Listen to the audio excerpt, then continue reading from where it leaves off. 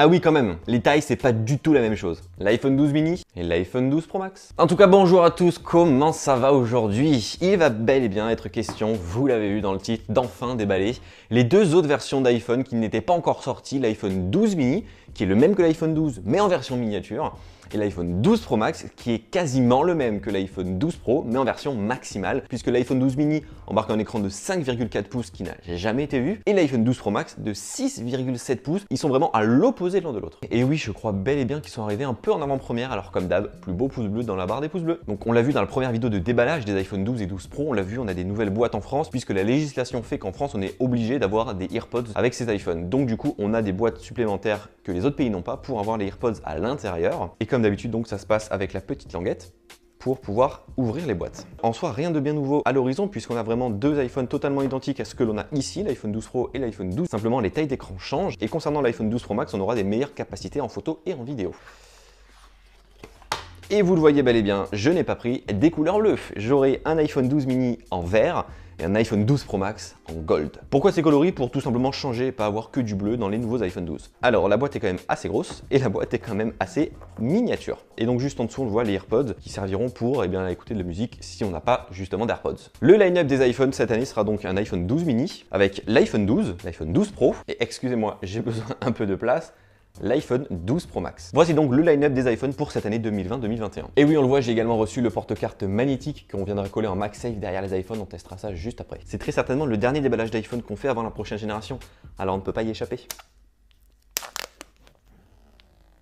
Ah ouais, ça c'est puissant.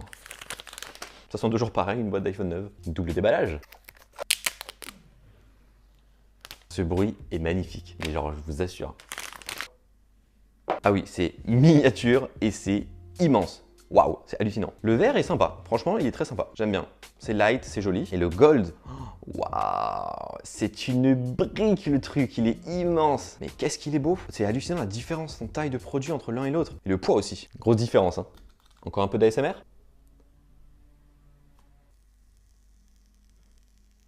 Admirer, écouter.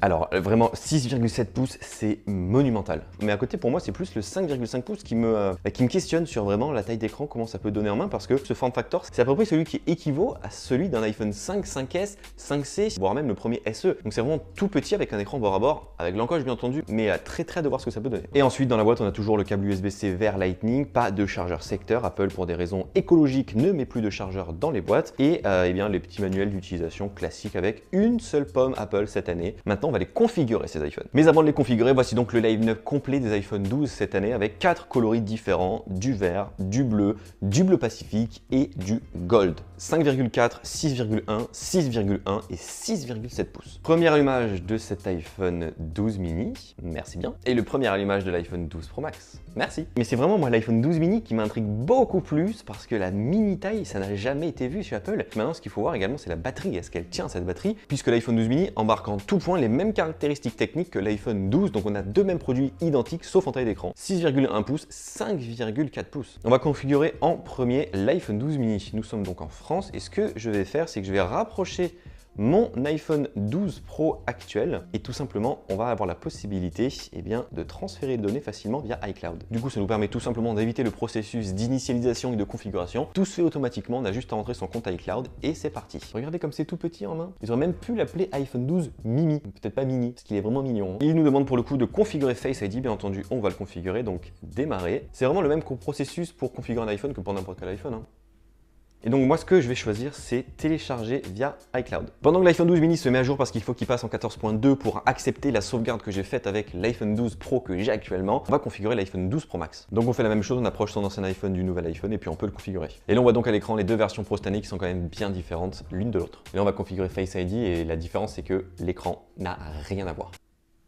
Rapide. Je vais maintenant transférer toutes mes données et on se retrouve dans une seconde. La seconde s'est écoulée, c'est génial, mais il a dû se passer peut-être 2 heures entre ce que vous venez de voir et ce que je tourne maintenant. Ce qui m'a permis de bien configurer les iPhones et surtout de vous proposer le line-up 2020-2021 des iPhones chez Apple avec l'iPhone SE qui est juste ici, sorti au mois de mars, les iPhone 12, 12 mini et le 12, le 12 Pro et le 12 Pro Max, ils sont tous là. Et ce que je voulais surtout vous montrer, c'était la taille entre un iPhone 12 mini et un iPhone SE. Il y en a beaucoup qui aiment ce format, ce form factor petit, sauf que ce form factor avait un écran de 4 pouces, donc c'était vraiment petit avec des grosses bordures. Si on remarque bien, eh bien on a un format qui est très équivalent avec un écran beaucoup plus grand, 5,4 pouces, je vous rappelle, mais un produit qui a relativement le même design, mais évolué, bien entendu, avec ses fameuses bordures plates. Mais l'iPhone 5S n'est pas le seul form factor auquel l'iPhone 12 mini vient se comparer. L'iPhone SE 2020, qui a été mis à jour en début d'année, souvenez-vous, est également un produit très intéressant à comparer. Pourquoi? Parce qu'ils ont exactement pour le coup le même form factor, simplement l'un a des bordures et l'autre n'en a pas. Simplement l'iPhone SE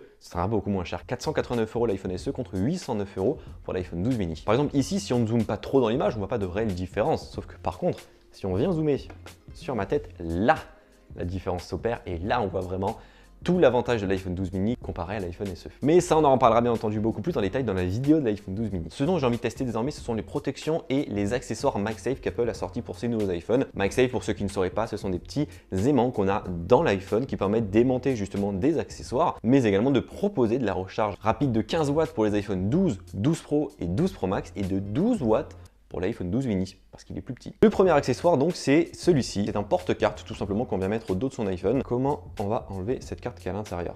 On va pousser, c'est beaucoup plus intelligent de faire comme ça.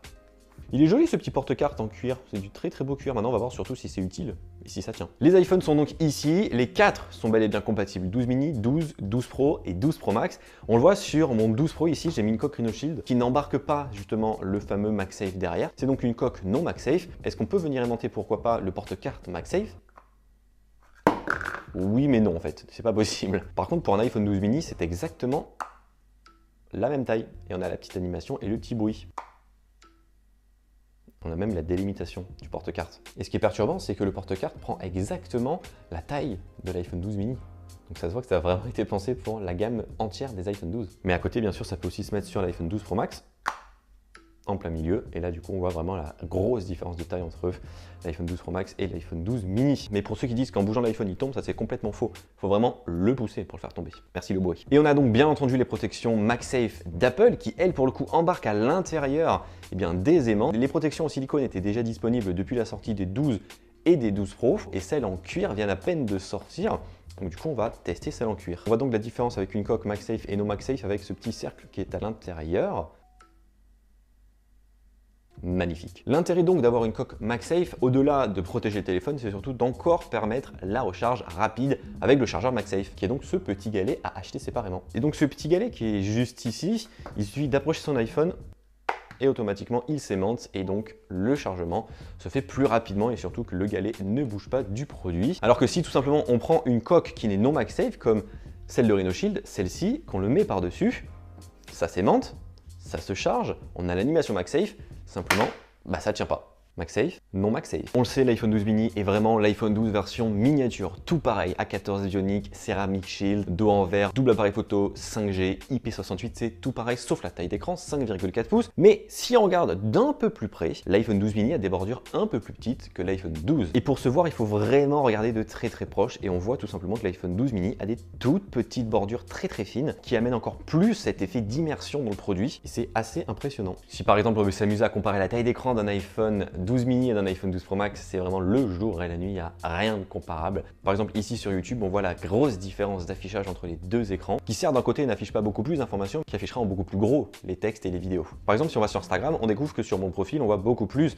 d'informations, de photos à l'écran que si on était sur une version 12 mini. Mais par contre ce qu'on découvre, c'est que quand on est sur un feed par exemple, eh bien on a exactement le même nombre de photos affichées à l'écran, simplement elles sont 2 fois plus grandes quasiment. Par exemple pareil pour l'application photo, dès lors qu'on lance une photo, on voit beaucoup plus d'informations sur le 12 Pro Max que sur le 12. C'est mieux comme ça. Bonjour Melinda. Enfin bref, on pourrait faire beaucoup d'applications pour justement voir ces différences. Et maintenant, si on parle de l'iPhone 12 Pro Max, on a un produit qui est donc différent de l'iPhone 12 Pro, mais c'est pas la première année qu'Apple fait ça, que pour une gamme des produits, Apple décide pour sa petite taille et sa grande taille de ne pas mettre les mêmes caractéristiques techniques. On se souvient par exemple de l'iPhone 7 qui avait un seul capteur photo et l'iPhone 7 Plus qui en avait 2 par exemple. Et bien ici, c'est un peu le même principe.